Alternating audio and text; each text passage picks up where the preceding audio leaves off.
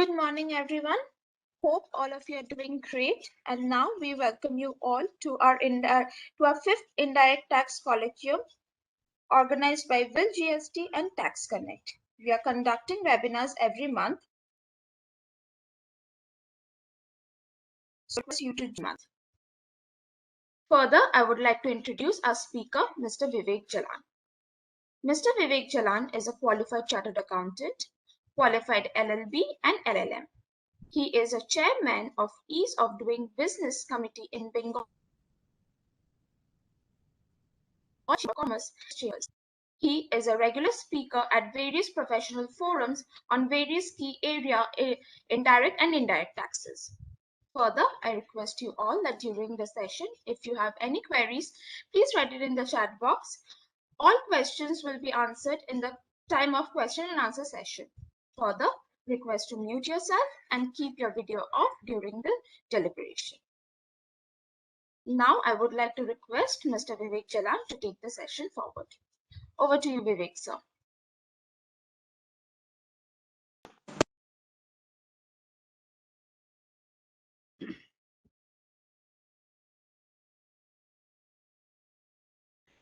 Thank you, Priyanka. Am I audible? Yes, sir. Okay. Just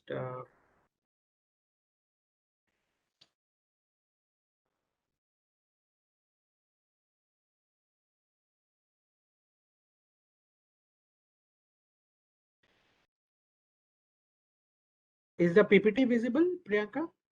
Yes, sir.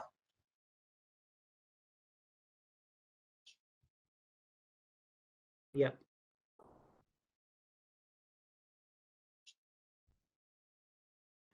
So thank you to all the participants for joining in this fifth indirect tax colloquium.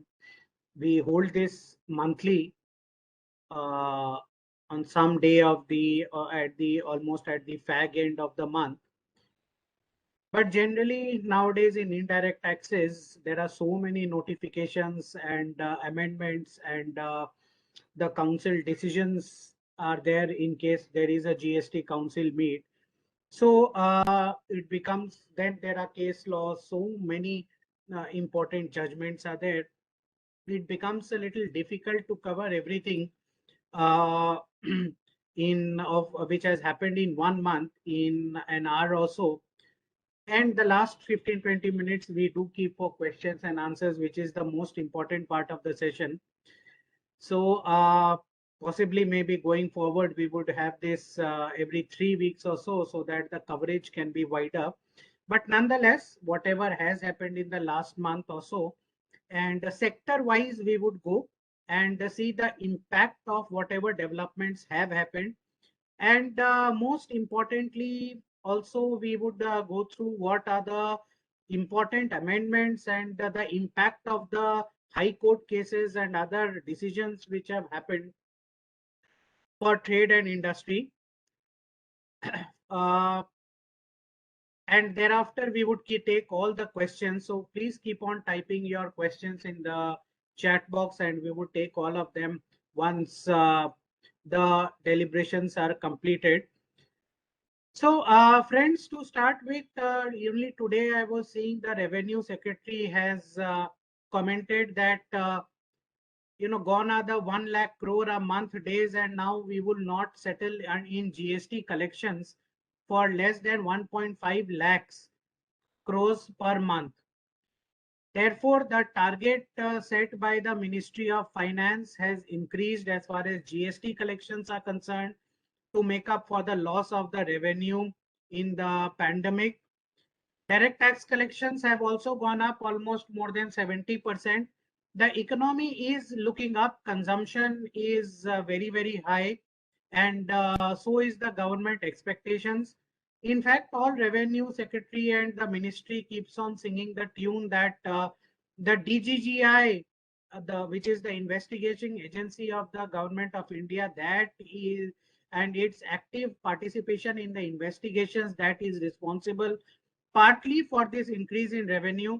So you see, and there is a big crackdown on GST evasion across the country. Therefore, we could see a lot of assessments, investigations, and GST departmental audits going forward. In fact, the investigating agency, the commissioner, has also come out with a instruction that all the investigations should be completed within 1 year maximum, and show cause notices should be issued. So for all those companies, all those taxpayers which are going through inspection in some form or the other, we are handling many such inspections, and many a times these investigating agency, they don't want to issue a show cause notice. So now I think with this instruction number 221, the show cause notices would be issued by the investigating agencies within 1 year, and thereafter assessments would actually start. We have seen that most of the time during the investigation phase, it is more of a coercion rather than actual facts of the case and the law which is discussed. Therefore, at least to this extent, this instruction to 2021, that is welcome instruction even for the taxpayers. So we'll go through all this, but to start with the recent notifications and circulars. So yesterday night, two notifications have come, notification 35 and 36 in CGST. And we have analyzed these notifications, and there have been a lot of changes in the rules. The CGST rules, the SGST rules would be mirrored accordingly. So the impact of or the effect of the GST Council decisions have been given through notification 35 and 36. Primarily, the amendment in 35 and 36 in the CGST rules are centered around authentication of Aadhaar with the GST and the updation of the bank account details. So even though you have got registered with the GST, but now post facto you have to get your Aadhaar authenticated. If you are a proprietorship company, then the proprietor's Aadhaar has to be authenticated by means of an OTP. If you are a partnership or a company, the partners or the directors Aadhaar, one of the directors or one of the partners Aadhaar has to be authenticated on the GST portal. Other than, of course, if you are a foreign citizen and department or PSU. So this is very, very important. Over the next few days, all the companies, you must authenticate the Aadhaar of your directors or your partners if you are a partnership firm or LLP on the GST portal. Even though you have been granted registration, in case of new registration, within 45 days, you have to authenticate the Aadhaar and the permanent the bank account number which is available on the GST portal. That should be the same bank account number which has been linked to your PAN card, and if you are an individual, linked to your Aadhaar also. So very, very important for all the companies and the taxpayers over the next few years to link your bank account and Aadhaar on the GST portal. If you do not do this linking of bank account and Aadhaar, then the three facilities would not be available. You cannot, of course, suo moto cancel your registration under GST, and you cannot file for refund under LUT mechanism or on payment of duty, right? Even if you file, you will not get the GST refunds if your bank account number, which is linked to your PAN card, has not been updated on the GST portal. And in case of directors and partners, it is not linked to the Aadhaar card. Okay, so Rule 10A, Rule 10B. Rule 10A has been amended. Rule 10B in the CGST rule has been inserted. Rule 89, Rule 96, and Rule 96A have been amended accordingly to give effect to the GST Council's decisions wide notification 35 and 36. ITC 04 for job work from 1st October 2021 will be half yearly in case of taxpayers with aggregate turnover of more than 5 crores and annually for taxpayers with aggregate turnover of less than 5 crores. Rule 45 has been amended to give effect to the GST Council's decisions wide notification 35 and 36. Okay. However, till 30th September quarter, right, the ITC 04 shall be quarterly. Only from 1st of October, it will be half yearly or annually as per Rule 45. Well, Rule 59, Sub-Rule 6, it was amended from 1st of October 2021. Now it has been re-amended in 9 months itself. So now if you do not file your GSTR 3B of the last month itself, in the next month or the subsequent month, you will not be able to file your GSTR 1, right? So from 1st of January 2021, it was bi-monthly. Now it is monthly.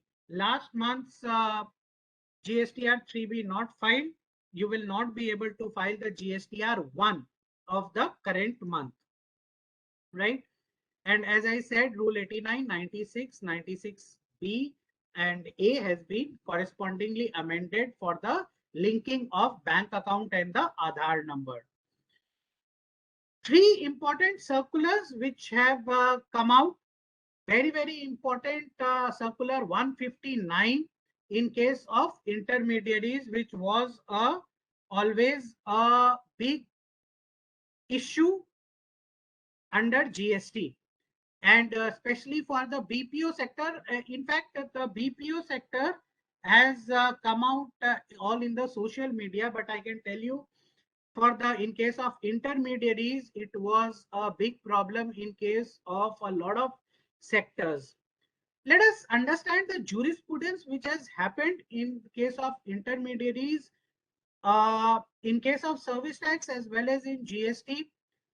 It has been various time in various cases. It has been held that in case of intermediaries, the SESTAT Bangalore has held that selective picking of the terms of the contract cannot be done in case of intermediary contracts, right? The whole contract has to be read holistically, right? Only because one part of the contract says, okay, that there are 3 people and one person is acting as a intermediary to some other person, acting as an agent to some other person. It cannot be said that, it is an intermediary. You have to see whether there is a contract and subcontract. If it is a contract and subcontract and there is no ancillary and main service, then it will not be termed as intermediary. So 5 clauses, these 5 points are very, very important whenever it is decided whether the instant services are intermediary or not intermediary, right? Especially this is important in case of services sector. From 1st October 2019, in case of goods, where the supplier and the recipient are both foreign parties, that has been exempted, right, by the IGST rate notification.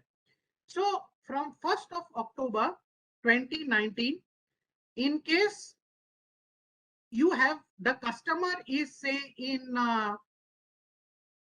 England, UK, and the supplier is in China, the agent or the intermediary is in India. The goods are supplied from China directly to UK, right? And the intermediary in India gets a commission. So from 1st of October 2019, the said services of an intermediaries are exempt, right? However, the same is not in the case of services, and that has not been clarified by this instant circular also. So as of now, it stands even when the supplier of services are in outside India, recipient of services are outside India. However, the intermediary is India, the place of supply will still be India, and it will be taxable at the rate as specified under GST. However, to be an intermediary, as I said, 5 conditions are very, very important, and the same should be fulfilled. First, there have to be minimum 3 parties. In case of BPO services, many a times it was seen that there is a Indian subsidiary of a foreign company, and that intermediary is rendering the services to the foreign company itself, and it was said that no, you are just an intermediary, because the actual beneficiary of services was a third party. That is not the case. It is clear that there have to be minimum 3 parties. One should be the provider of services, one should be the recipient of services, and then there should be intermediary who is just facilitating the transaction between the recipient and the supplier of services. Again, there are two very, very important clauses. There should be a main supply of services and there should be an ancillary supply of services. And it should not be just a contracting or subcontracting. So, for example, there is your recipient of the services, right? In case of, say, we'll take the example of BPO services only. A US customer, he gives a contract to a BPO in India that, gentlemen, you will render marketing services for me and get me customers, right? And this BPO in India, it does phone calls and it gets hold of a customer, say in UK, and it connects or it does the renders the services on behalf of the customer in USA, in behalf of the its customer, BPO's customer in USA, and the services are rendered by the BPO in India to the customer in UK, then it is just a contracting and subcontracting job. There is no main service, there is no ancillary service, and therefore it will not be termed as an intermediary. In case of an intermediary, there has to be a main service and an ancillary service. The intermediary in India has to just facilitate the transaction. But in this case, where the intermediary in India is itself providing the main service itself on behalf of its customer in USA, then it cannot be considered to be as an intermediary. However, friends, again, the place of supply as per section 13 subsection 8 clause B still remains in India in case of rendering of services, and GST is liable as CGST and SGST. So even though if the BPO is considered to be not an intermediary, then place of supply becomes outside India. So then it comes, it is fine. However, in case the instant services are of an intermediary, then the place of supply is still considered to be in India in case of services. So this important aspect where the Bombay High Court was divided in its opinion, but the Gujarat High Court says that no, 13(8)B is not ultra vires. That has not been clarified by this instant circular 159. Again, circular 160 has clarified 3 positions. In fact, 2 of these positions were already quite clear, but a circular is more beneficial. First is debit note. After the budget of 2020, it was clear that the debit notes, now the ITC period under that limitation period to take the ITC in case of debit note shall be considered from the date of the debit notes, right? Now the question arose that the same was notified from 1st of January 2021, right? The question arose that what about in case the debit note is issued on 2021, but where the invoice is of the past period and the debit note is issued prior to 2021, that is in 2020, just because the date of the debit note is before or after, can ITC limitation period change? Answer is yes. Even in case the original invoice is dated 2017, the debit note's date, if it is in 2021 after 1st of January 2021, then the ITC limitation period for availment of ITC is 30th of September 2021. But in case the debit note's date is say 31st of December 2020, then the limitation period as per the earlier law, that is the original invoice dates limitation period, that will prevail. That has been clarified by this circular. It was already clear by the law itself and the amendment under 16(4), but it has been further clarified by this circular. So all the taxpayers who have charged less GST, they should have charged a higher rate of GST. They have charged less GST. From 2017, you can go forward and issue a debit note. Even if you issue it today, 30th September 2022 will be the time barring period to avail for the limitation. The question is, what about the debit notes which have been issued before 30th 1st of December 2020? Will they be treated unequally with the current debit notes, right? So for example, we also have our clients and they detected an error in the GST which they had charged. They issued a debit note in the last year itself. So that debit note GST, that ITC will not be available. However, the same debit note, if they would have issued today, then the ITC to the recipient would have been available. So now it is a fact that it will be treated unequally. The debit notes for the same period which have been issued last year or this year, well, on the basis of circumstances, on the basis of your uh, facts of the case, you might see whether it is feasible to reverse those debit notes and issue new debit notes in the current date. However, the facts of the case should be seen. In your case, it is will be peculiar. The decisions will be peculiar depending upon your company and your facts of the case.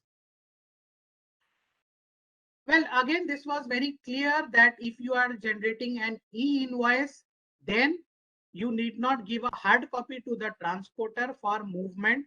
However, mind that e-way bill is still mandatory even if you generate an e-invoice.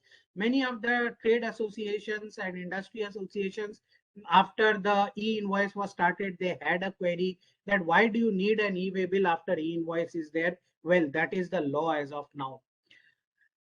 Again, the question is that whether a soft copy of Part B of the e-way bill would be sufficient or the hard copy of the e-way bill would be required.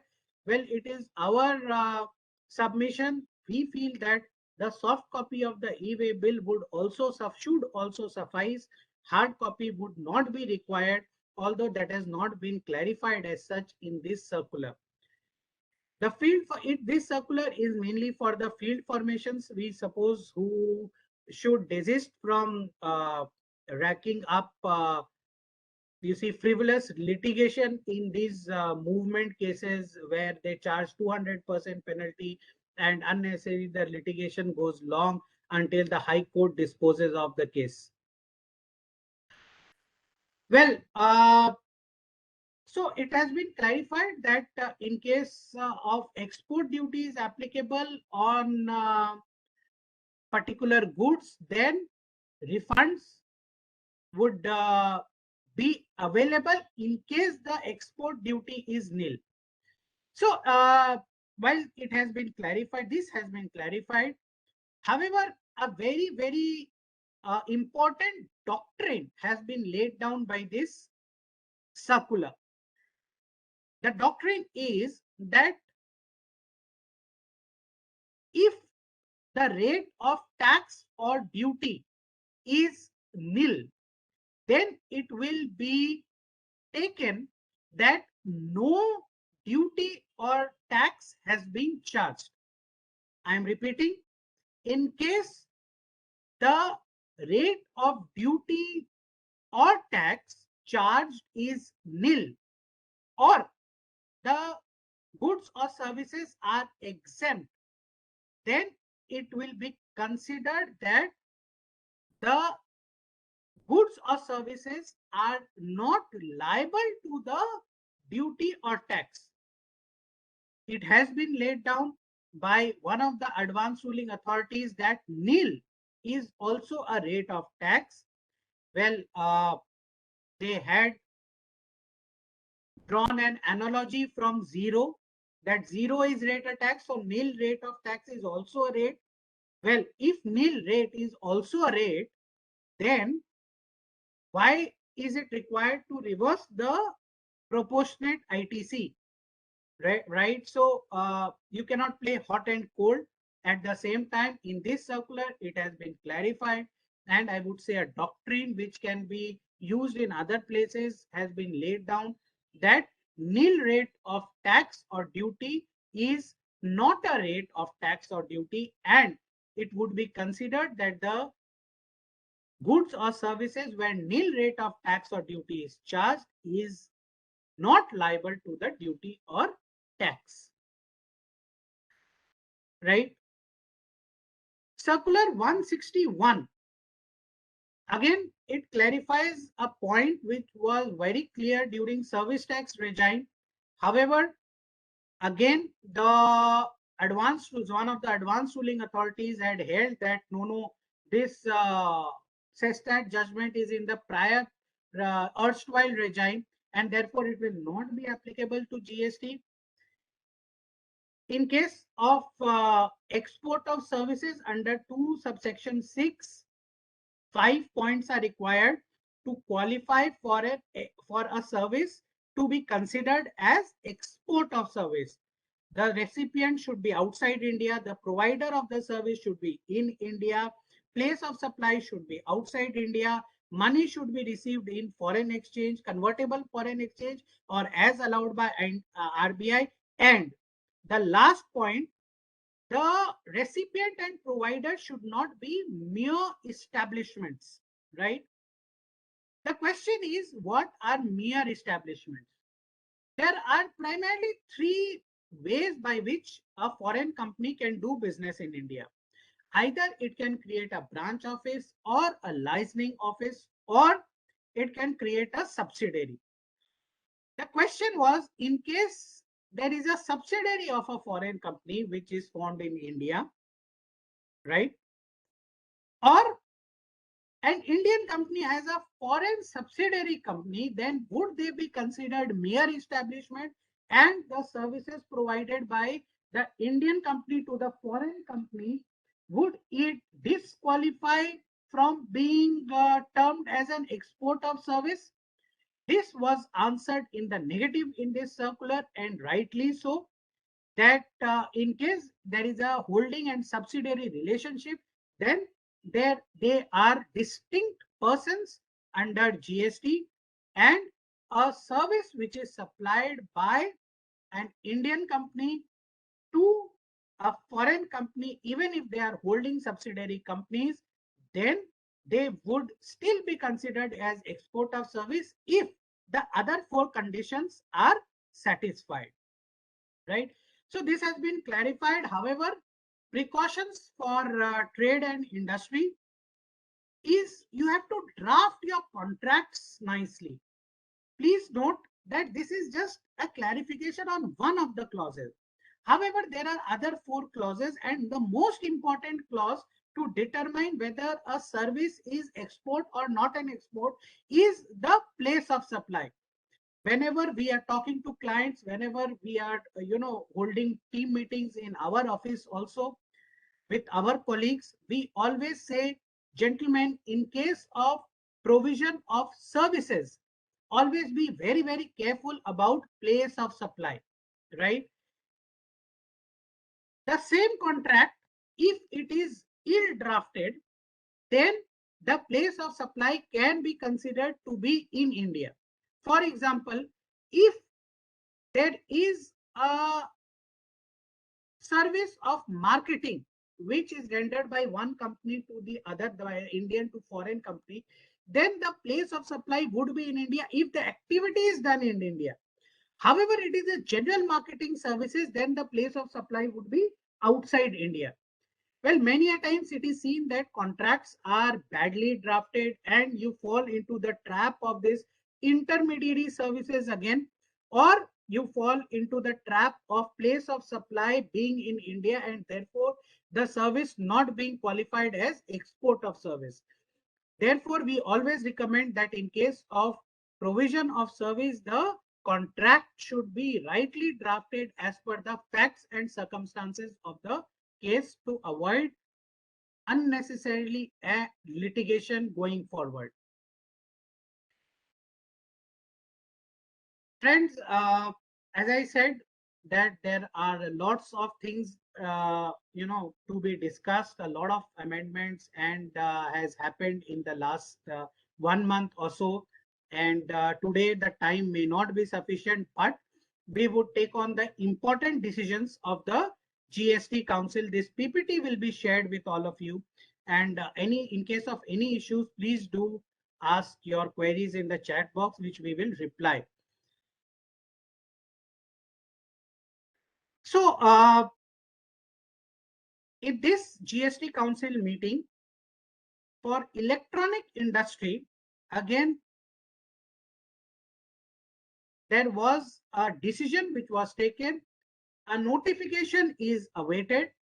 However, I would say this decision will lead to further complexities.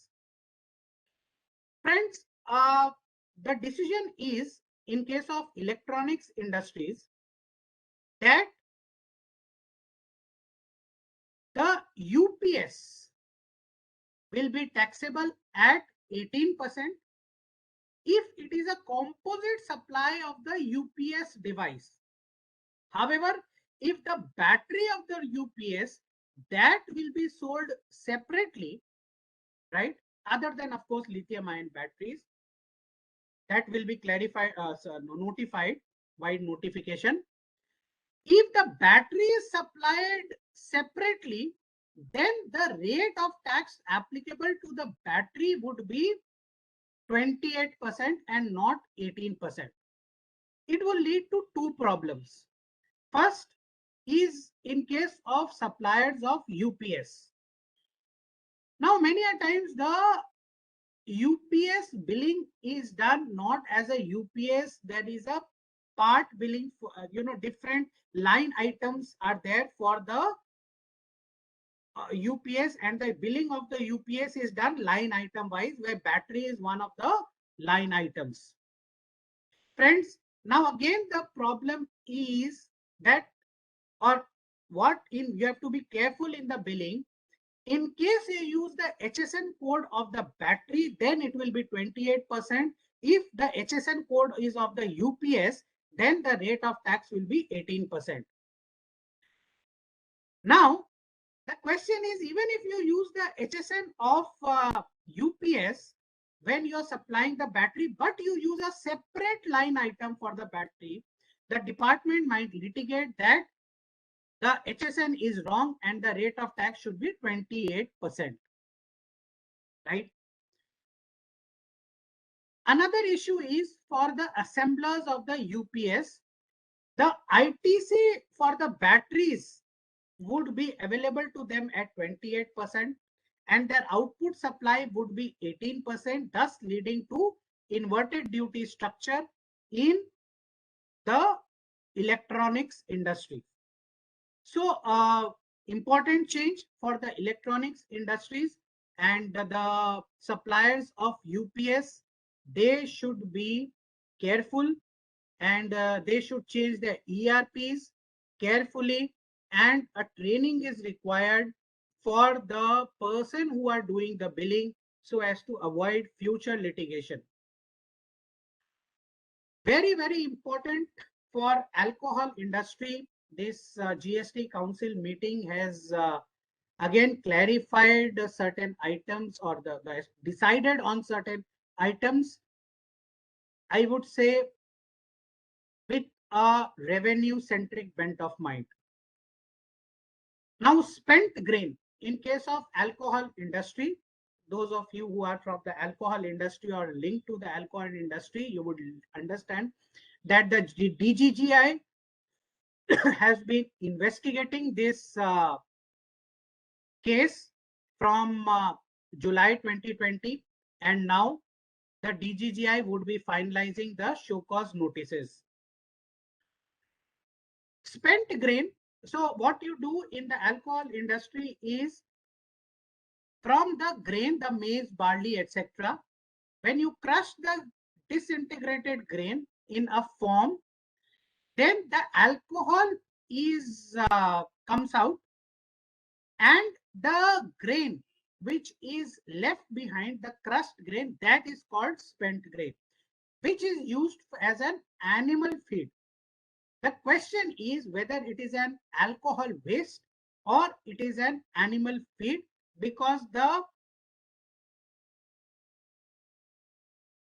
precedents are, in case of Karnataka VAT, Uttar Pradesh VAT, there are so many precedents that spent grain will is used for animal feed, and therefore it will be categorized as animal feed. Even the commissioner of commercial taxes in Karnataka has issued a clarification way back in, I think, 2010 or 12 in this case, that spent grain will be considered as cattle feed, and in case of GST, if it is considered as cattle feed, then it will be taxable as nil rate of duty, it would be exempt. However, if it is considered as alcohol waste, it would be taxable at 5%. The entire alcohol industry has been categorizing it as cattle feed, and the notification as and when it comes, I propose this council meeting would again may lead to a spate of litigation in this case. Again, another major change for alcohol industry is that in case of job work, for the alcohol industry, it has been rightly said that alcohol, liquor for human consumption is not food and food products. Rightly so. Even this was our view from the very beginning. However, now the question is, job work for alcohol industry, if it is not in relation to food or food products, whether it will be 18% under notification 11 2017 CGST rate, or will it be clause 4, or will it be under clause 1D 12%? Our view is it should be under clause 1D at the rate of 12%, because that is more specific to the instant job work, right? So very, very important for alcohol industry, and this would create a lot of impact for the industry, specifically because they are not under GST regime for their main product alcohol. Energy and power, again, very, very important for the solar industry. Very important clarifications or decisions taken by the GST Council. First is specified renewable energy devices and parts should be taxable at 12% and not 5%. There is a history to solar industry, solar installation of solar modules, which we have discussed in this colloquium in the last 4 colloquiums we have discussed at various points, but just to give you a recap, when there is an installation of a solar panel on the generally on the rooftop or in the airports, you would be seeing that solar panels are installed as an EPC contract till 31st of December 2018. Many advanced ruling authorities had classified it as job work taxable. The entire value of the EPC contract was considered to be taxable at 18%. However, from 1st January 2019, the GST Council-wide notification has decided that 70% of the value of the supplies would be considered as solar module taxable at 5%, and 30% of the value of the taxable supplies would be categorized as job services of works contract. Therefore, a composite rate of 8.9% is decided in case of solar modules installation. Now it is a welcome step that now the department was litigating from the period from 1st of July 2017 till 31st of December 2018. Now it will be notified going forward that in case of solar modules, also the installation of solar modules from 1st July 2017, a composite GST rate of 8.9% would be applicable. However, please note that the rate of the solar module it will be further decided once the notification comes. We would be in a better position to say. However, it seems that the rate of the solar modules may increase from 5 to 12%. So in this case, the composite rate would be 70% of 12%, that is 8.4, plus 30% of 18%, that is 5.4.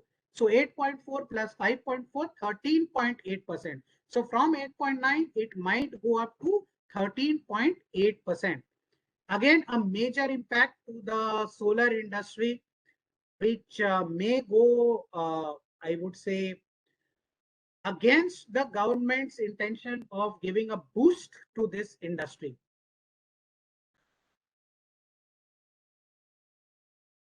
The mining industry, again, a major change. It was our view that the rate of the royalty on mining that has been amended from 1st of January 2019 to 18%.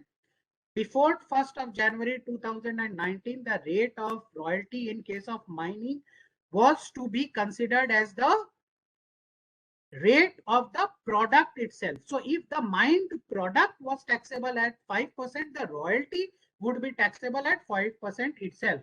However, a major impact for the mining industry, in this council meeting, it is decided that the rate of the royalty would also be 18% with retrospective effect from 1st of July 2017. This would be a major impact in case of reverse charge on royalty for the mining sector, as a lot of the ITC would be accumulated in this case. And now in case of VKC footsteps, we have seen the Supreme Court has held that and it is settled now that there would not be any inverted duty refund applicable for services. Therefore, this entire 13% difference between 18 to 5% would be a cost to the miners. It would be a major impact, and the mining industry would be, I would say, would require to plan for this impact accordingly. The same has been litigated even in the service tax regime, and the fate of the litigation that is to be decided also going forward. Possibly that would also the decisions in service tax in case of mining industry would impact GST also.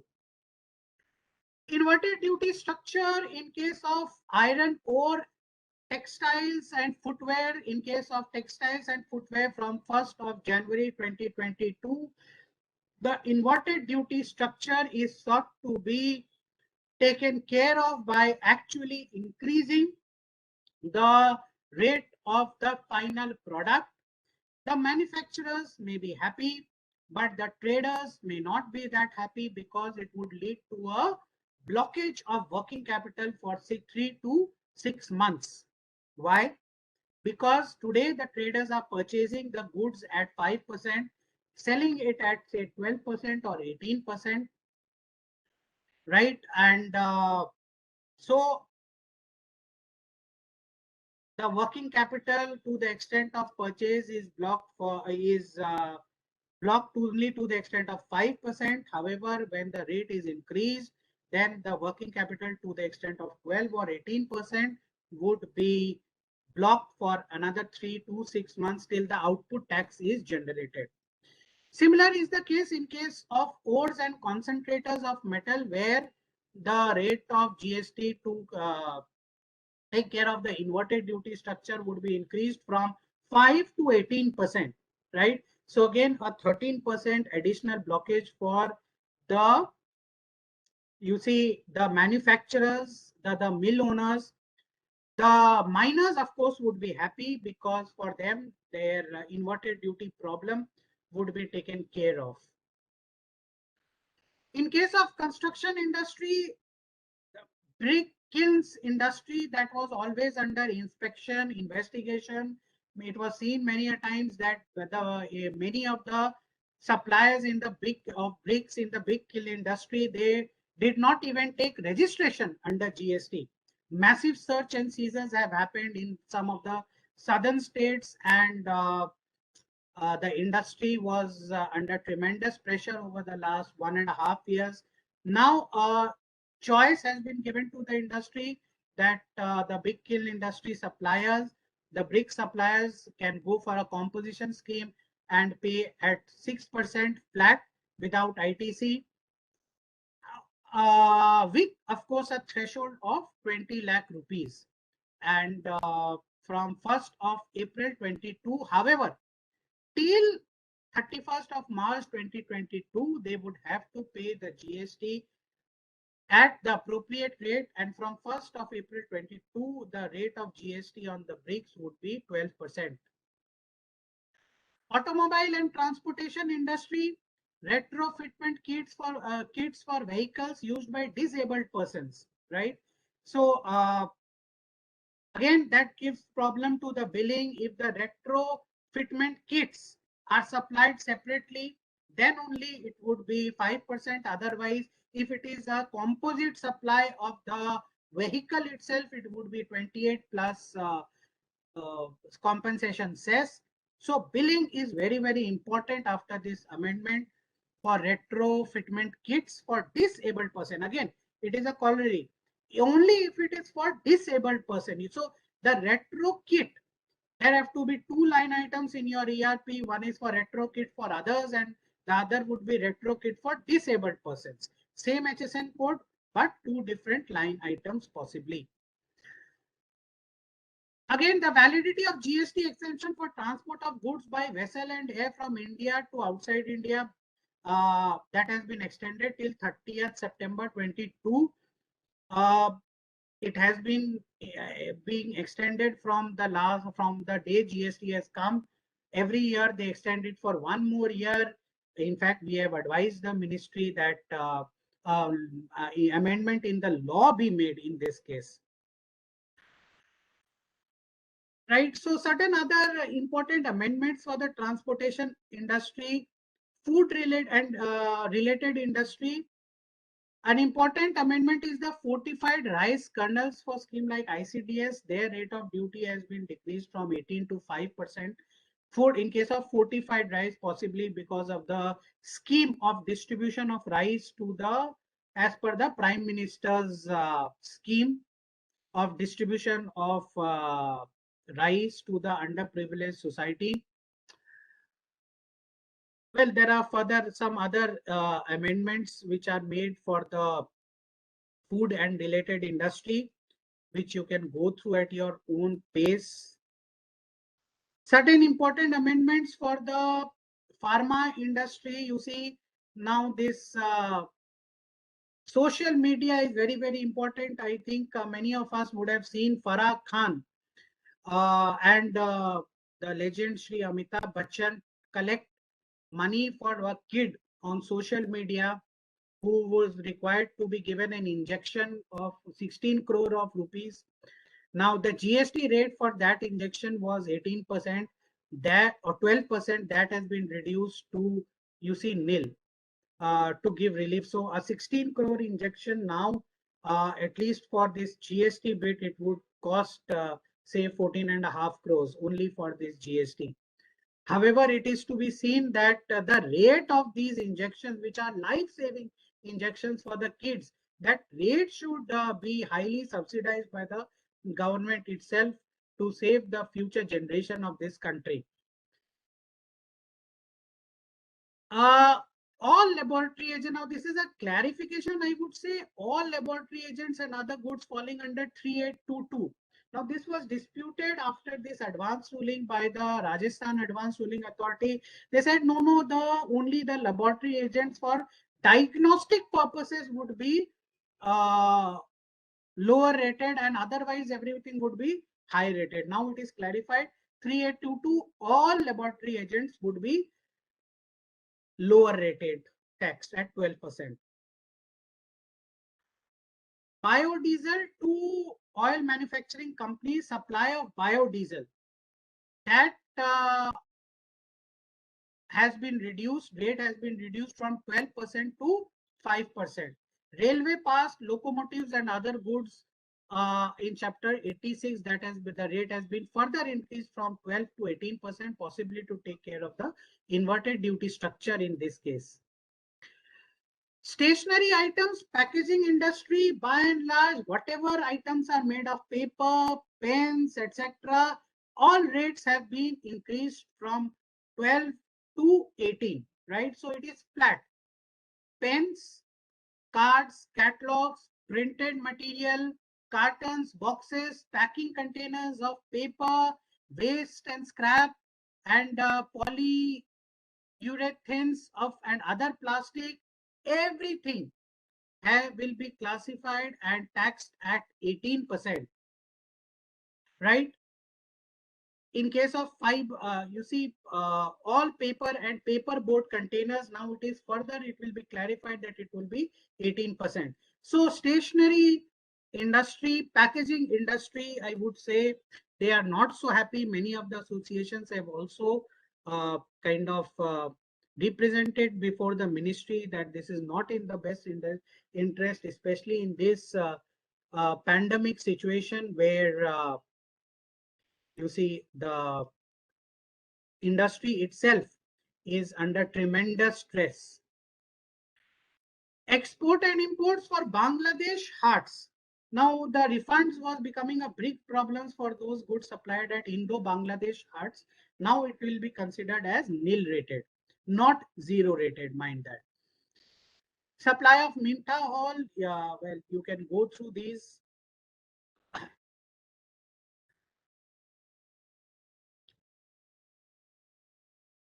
E-commerce operators, now there is a big confusion which is there in the media also in case of aggregators.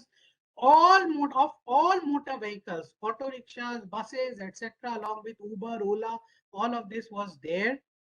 Now all would be taxable, right? Earlier only motor cab, radio taxis, mini cabs, motorcycle were taxable. Restaurant services, well, there are two kinds of restaurant services provided through aggregators or e-commerce operators like Swiggy, etc. One is the unregistered restaurants. They are providing the services of provision of food and beverages, and the other is the registered restaurants. Now it is said that the e-commerce operators would be treated as restaurant and they would be charging the GST on the entire value of the food and beverage service. The problem in this case, which has not been identified, at least in the minutes of the council meeting, is in case of registered restaurants, which are supplying through Uber, Ola. There would be a double taxation. So the registered restaurant would be charging GST on the entire value to this Swiggy, Ola, Uber, Swiggy and all these aggregators. And then if Swiggy also charges 5% to the final consumer, there would be a double taxation considering that ITC would not be available. So this clarification further we would see once the notification come out. COVID items, you see, the dates have been amended for the COVID medicines. Interest under GST, right? From last 4 years, somehow the field formations have been, this has been the favorite area of litigation of the field formations. Even after the amendment of the Act by the Finance Act 2021, the amendment under Section 50, subsection 1, that the interest and the GST would be applicable only on the payment through the cash ledger. Even then, certain field formations across the country, they try to, you know, structure the case, I would say, so as to put it under 50 subsection 3, right? And charge tax on the ITC portion. Also, now it is decided in the council meeting, and I think after this, there would not be any require further litigation. At least there should not be, that only GST interest would be payable on the payment or the delayed payment through the cash ledger. In case ITC is availed, even if ineligible ITC is availed, but it is not utilized and it is reversed before being utilized, even then the interest would be applicable only on the ITC availed and utilized portion. This has been our stand from the very beginning, and I would say that now the trade and industry would be free from such litigations, possibly after this council meeting. Unutilized balance in CGST and IGST ledger, if the SGST Act are also amended, then in those ledgers also can be transferred. This is a major relief for the industry. So in case in one state you have excess cash balance, you can transfer it to your registration in another state where you have a lesser cash balance. But please be very careful. Many of the companies, they are our clients, they have called us and asked that, okay, now we can, this ITC problem is solved. From one state, I can transfer my ITC to other state.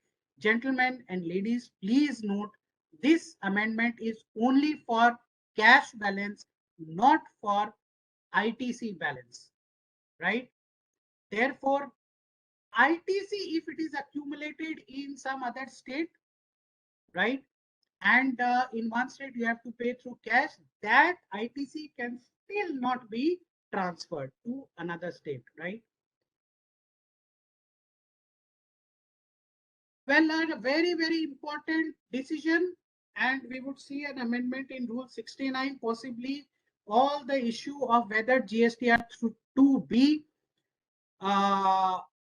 would be the valid the return for taking the matching the input tax credit, all would be set to rest after this provision is notified by the GST CBIC. Well, we were all the entire trade and industry, they from 2018 they were contesting that under Rule 36(4) they can take ITC only to the excess ITC of 10%, now 5%, and now friends, we have to be ready that only to the extent of ITC available in 2B, that would be eligible to you. Otherwise, it would not be eligible to you after notification of section 16 to AA and form 2B. So, friends, this was more or less the decisions of the GST Council meeting.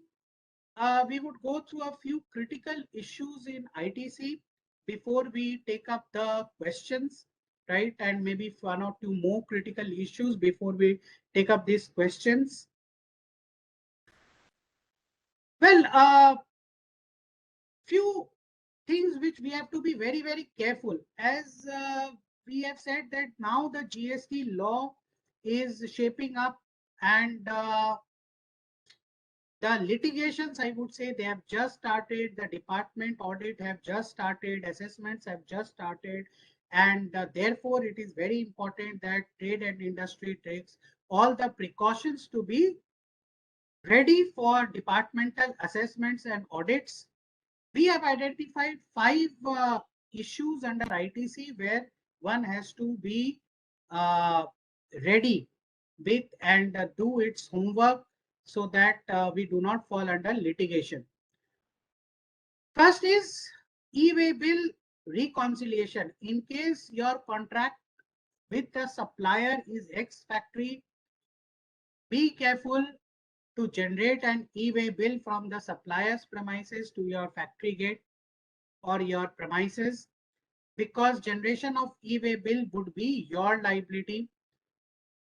So to the extent of ex-factory terms of conditions with your supplier, you have to do a matching of e-way bill data with your GSTR 2A or 2B also, because the department might litigate that, okay, if you have not generated the e-way bill, then how do we assure or get an assurance that the goods have actually been received by you, because there is no proof of movement.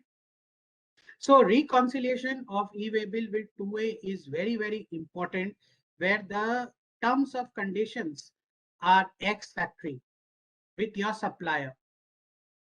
Well, another precaution you must take is in case you should every month you should do a VLOOKUP of your GSTINs of your suppliers with the GSTINs available on the IRP, and see whether if there is an addition to your supplier list who should have generated IRN or e-invoice and who has not generated e-invoice.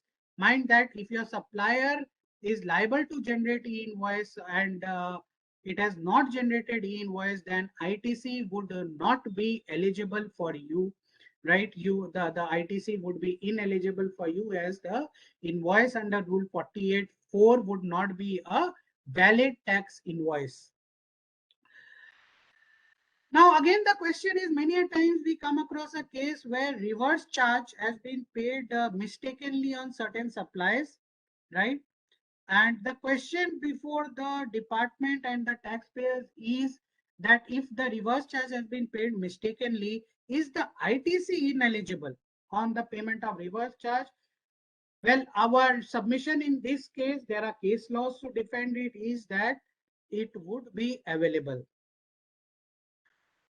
ITC on tax paid under reverse charge, when it should be availed. So if you have forgotten to pay reverse charge in 2017, if you pay it today, would ITC be eligible? Our submission is that it will be available, as self-invoice is the duty taking document which would be generated today when you make the reverse charge booking or accounting. Well, during this pandemic, there have been questions whether scanned copies of the original invoices would be a valid duty-taking document.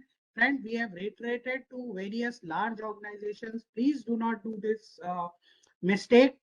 And even today, the GST law has not been amended.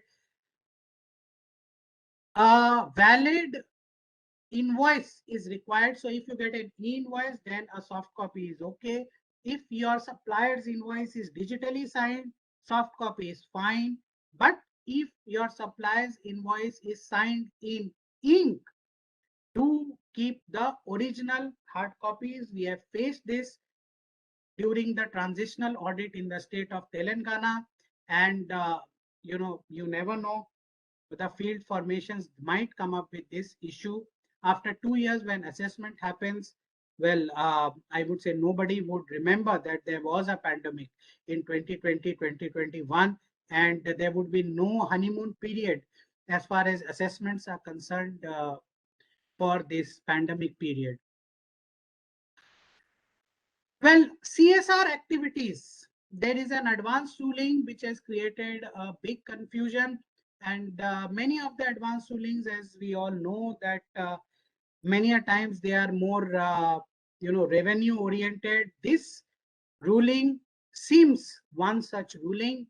In the case of Adama Industry India Private Limited, the Gujarat AAR has ruled that CSR expenditure would not be considered in course of furtherance of business, and ITC would not be available. Well, if you read the advanced ruling, in the whole advanced ruling, they have used the word normal course of business. However, while deciding the case, they have used the term normal course of business as a synonym to the phase furtherance of business. Our submission is that CSR expenditure would not be normal course of business, but it is furtherance of business, and ITC would be available on the CSR expenditure. Right, the Honorable Karnataka High Court has decided this in the erstwhile regime in case of Bangalore versus Millipur India Private Limited, where there are various other case laws to support this. Section 16(2)(c), your supplier charges you GST, uh, you see pay to the supplier, and your supplier does not pay to the government. Well, very, very smartly, the revenue authorities, they had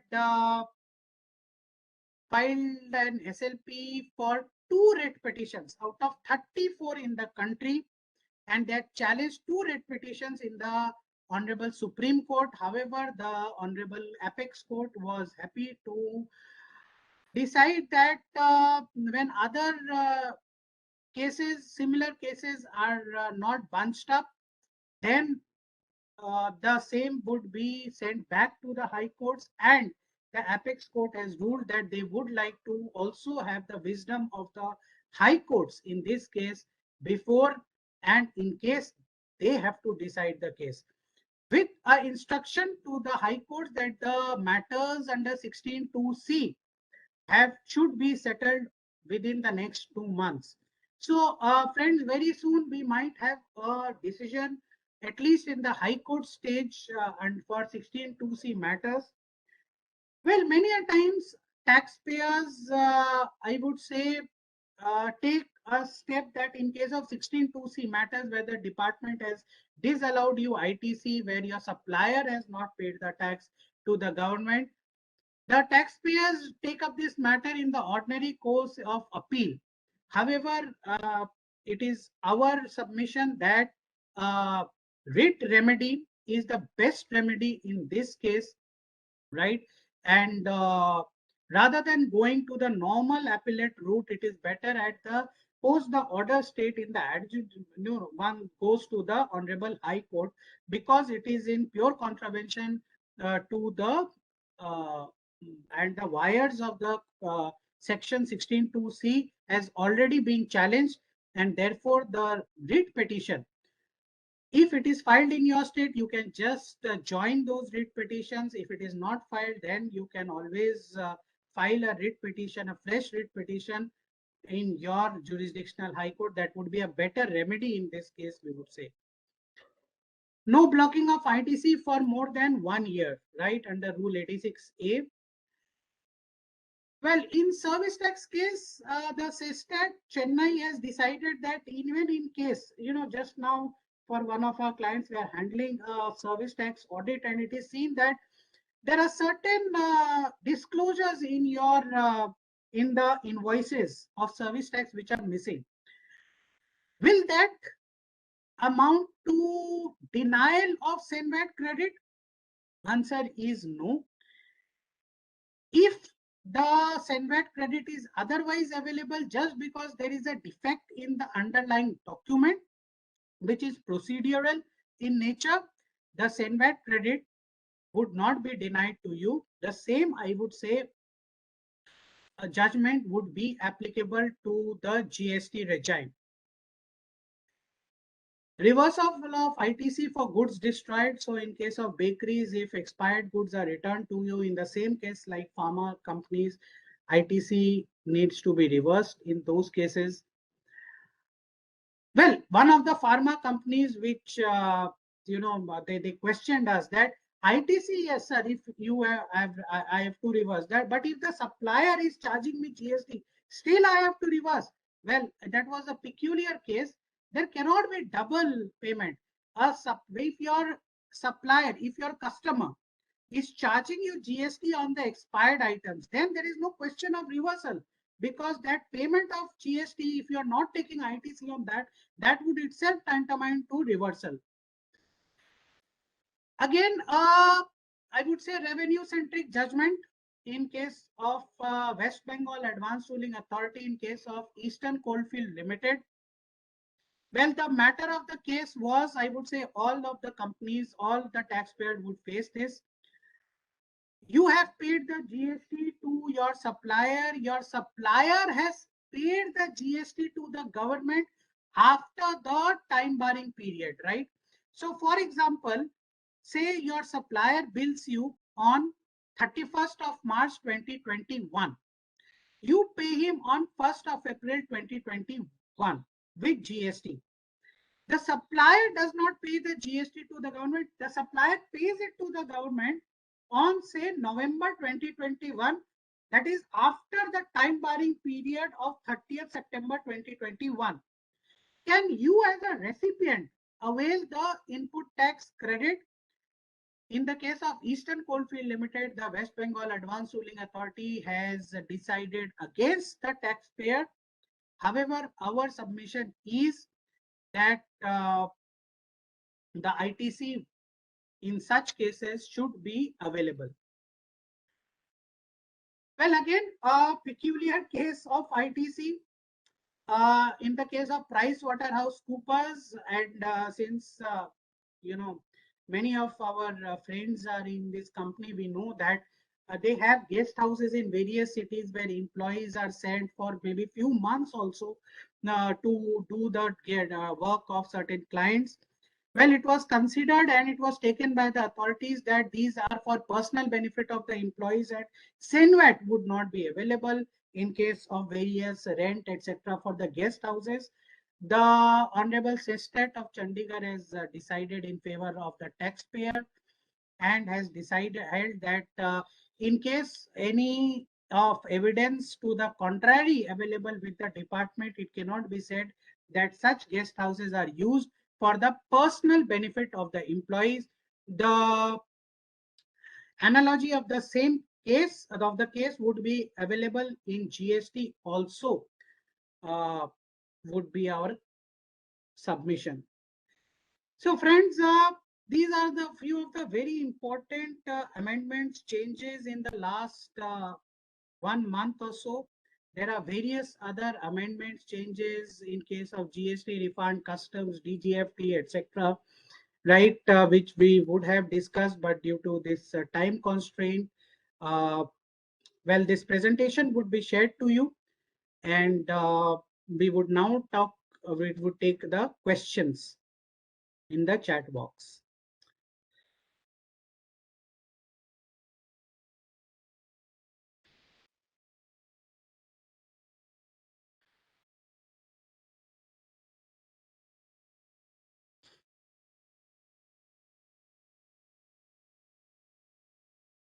Just a second.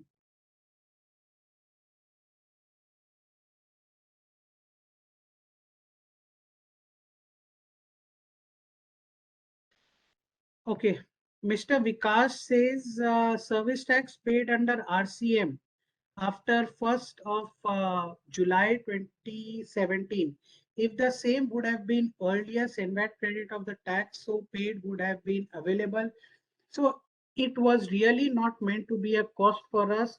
Basis this can be claimed refund of the tax under RCM post 1st July 2017. Alternatively, can we request the authority to reflect the same as ITC in GST 3B? Mr. Vikash, So since the service tax law has been repealed and there is no such specific law at present, the authorities, the field formations would not be in a position, I would think, to take this decision. I think you might have to go to the GST Council, get a clarification or circular on an amendment to make this happen. I understand your case. The case is genuine. However, I don't think you would get a relief at the field officer stage. Mr. Indani says if UPS and battery is sold composite and principal component is UPS, then what will be the HSN and what will be the tax rate? So, Indani ji, as I said, in case UPS is sold, then the HSN of the UPS, I will not be able to tell you offhand what is the HSN of the UPS. I think you would be a better person to remember this because you deal day in day out with this product. But if UPS and battery is sold as a composite product, I have two suggestions. Number one, make an entry in one line item, right? With the HSN code of UPS. Do not use two line item or three line items. One is the UPS box, one is the battery, etc., etc. In that case, it might come under litigation.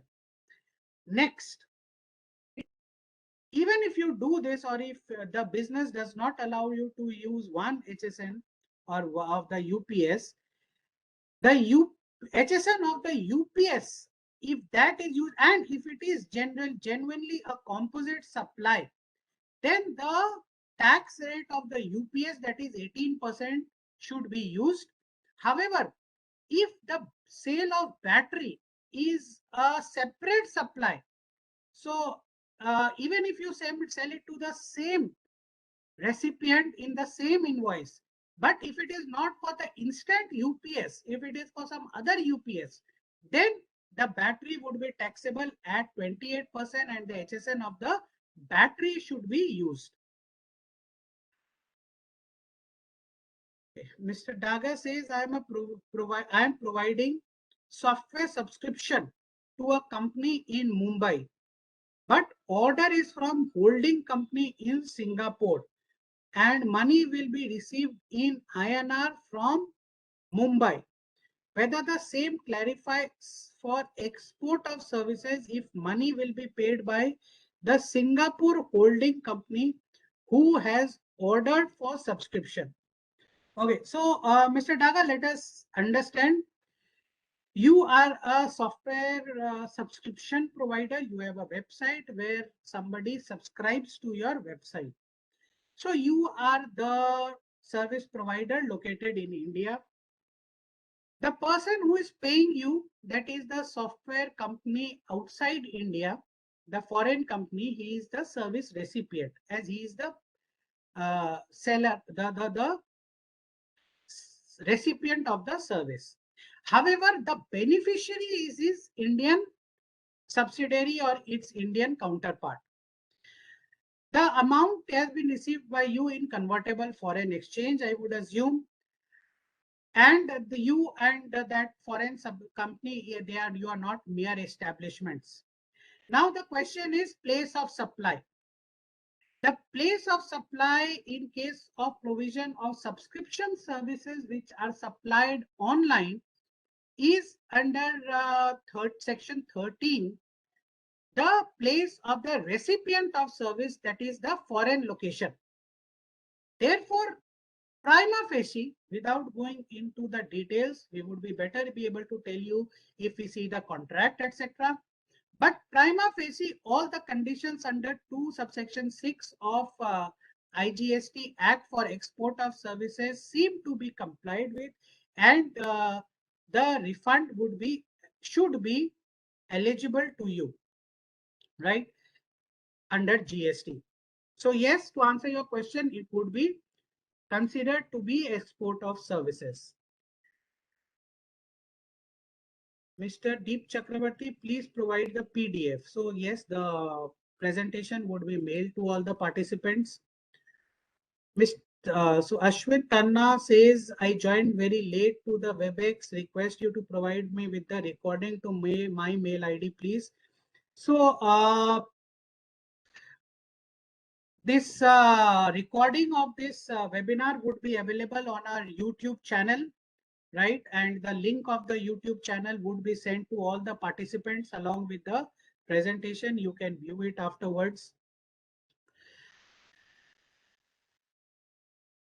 Ms. Simran says, will ITC on COVID related expenses for employees be allowed? Ms. Simran, COVID related expenditure, see, let us understand, if you have debited a certain expenditure to your profit and loss account of a company, right? Generally, you would not be debiting a personal expenditure to a P&L account of your company. And such personal expenditure debited to your account of a company would be against the accounting standards also. Of course, it would be ineligible under income tax also. So you have to see whether it is a personal expenditure of your employee, right? Which he or she would be mandatorily required to expend, or was it for furtherance of the business? Was it mandatory for you to provide that kind of a service to your employee for furthering of a business? For example, in the case of Balco, Bharat Aluminium Company, now it is with the before the Chhattis High Court, a guest house in a foreign, in a very remote location. Now that is important for a company to run its business. Otherwise, nobody would go in a place like Kalinga Nagar, right? Nobody would travel. I have myself been in job, and whenever I was told that you gentlemen, you have to go to a place like, say, a very remote place, I would say no. You transfer me to some city. I will not go to that place. Where will I get an accommodation? If I get an accommodation, how safe will I be? So a guest house in those kind of places are very, very important. In case of COVID, again, it is important that you purchase face masks. It is important that you purchase sanitizers for your company use, right? So if these items are used, it is our submission that they are for furtherance of business in this pandemic scenario, where under Article 21, it is important for a company to take care of the life of its employees, and therefore ITC should be available.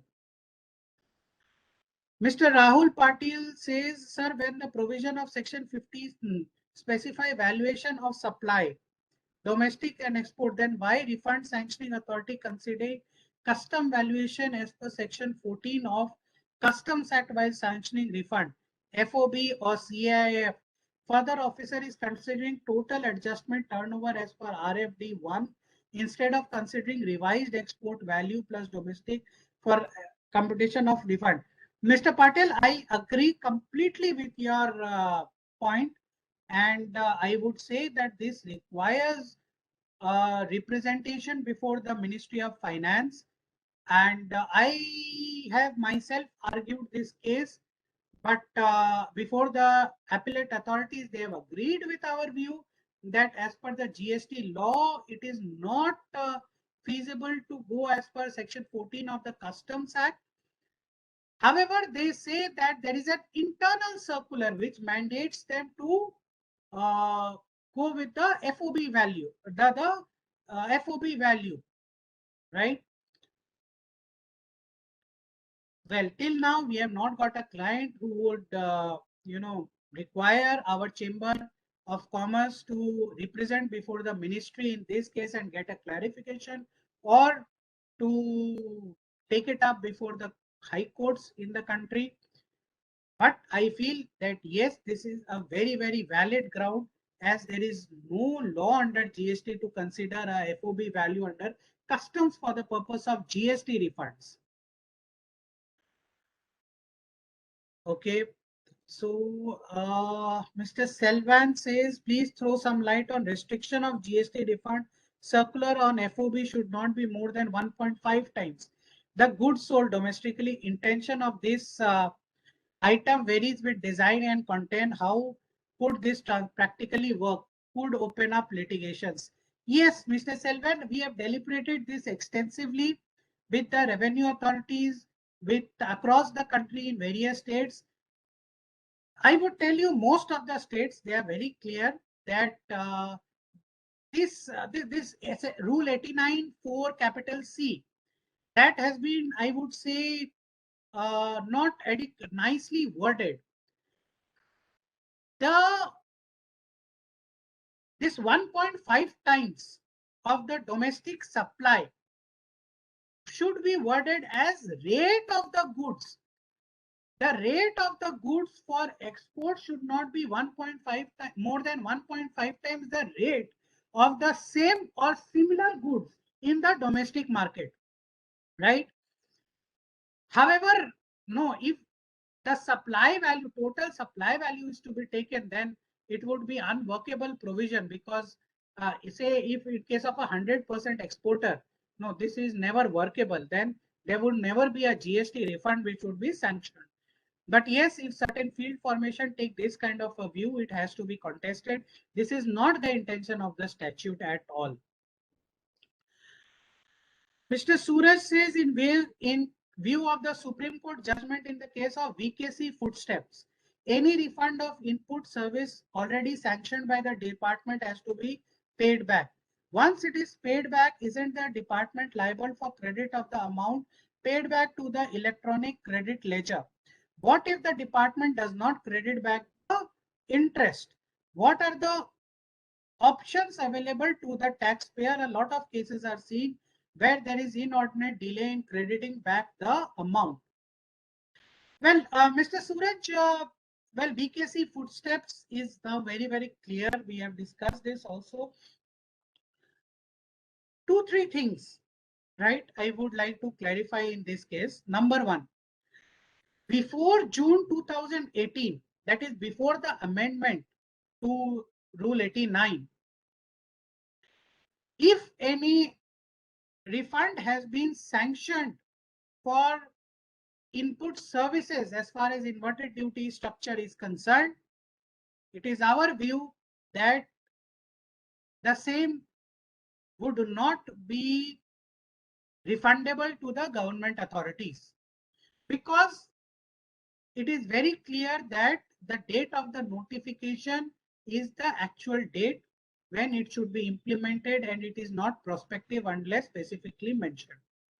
Nonetheless, even in case if you refund it and the government does not credit it back to your ITC ledger, you are 100% available for interest, not only at the rate of 6%, but we have contested that it is in High Court, and we have got 9% interest paid to us, to our client, because interest is not only interest, it has to be damages for the working capital blockage.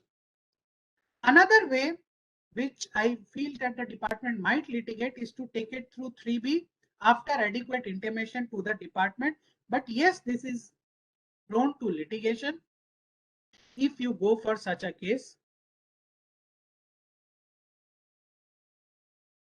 Mr. Loknath Prasad says Indian company is a guarantor, bank guarantee given to a foreign subsidiary, which will it be treated as an export of service and liable to GST? Mr. Loknath says, see, first of all, you see, we are contesting this case of bank guarantee, right? Free of cost under Schedule 1. Well, our contest is even zero consideration is also a consideration. But nonetheless, you know, I would say this is, in between case. I would not say it is a very, very strong case. So in case the revenue authorities contend that GST is applicable in case of the such services, then of course it has to be zero rated in case of export of services, provided the other conditions are fulfilled. However, Saying this, prima facie, I feel that in case of banking services under section 13(8), the place of supply is within India. So you have to see that I would have to revisit this provision section 13(8). If the place of supply is in India, then it will not be considered as an export. Otherwise, if the place of supply is outside India, then 100% it should be considered as an export. Mr. Rajendra says para 3.5 of circular 159 subcontracting, now 13.3 which relates to goods to be considered. How section 13.3 which relates to goods to be considered, and what would be the place of supply in case of repairs of good on behalf of clients in India? Well, Mr. Rajendra, I would not offhand remember this para 3.5 of circular 159. You can send me this query separately with your facts of the case, and we would be happy to reply specifically to your case. Mr. Loknath says bank guarantee on behalf of foreign subsidiary will be treated as export of service. I think I have already answered this. Mr. Daga says, but as per your determining place of supply, we have to check who is the beneficiary. No, Mr. Daga. You have to see who is the recipient, not the beneficiary. The thumb rule is that the recipient of the service is the supplier, the person who is making payment to you. He is the recipient of the service. The beneficiary can be somebody else. Mr. Rahul says provisions of 56, section 56, delay in sanctioning of refund is applicable for delay in sanctioning of provision refund, or is it applicable to final refund also? Of course, to final refund also, Mr. Rahul. Not only interest, even you can demand a penalty. However, yes, you have to go higher up in the judiciary. So, friends, I think we have answered all the queries which were there in the chat box with this presentation, and the link would be shared to you. Thank you very much for joining. See you again very soon, and to discuss the other issues which will be amended. Notifications will soon be out, and so soon we will have another colloquium to discuss all the issues. Right? Thank you very much. Priyanka, over to you. Thank you, sir, for your valuable deliberation, and thank you everyone for joining.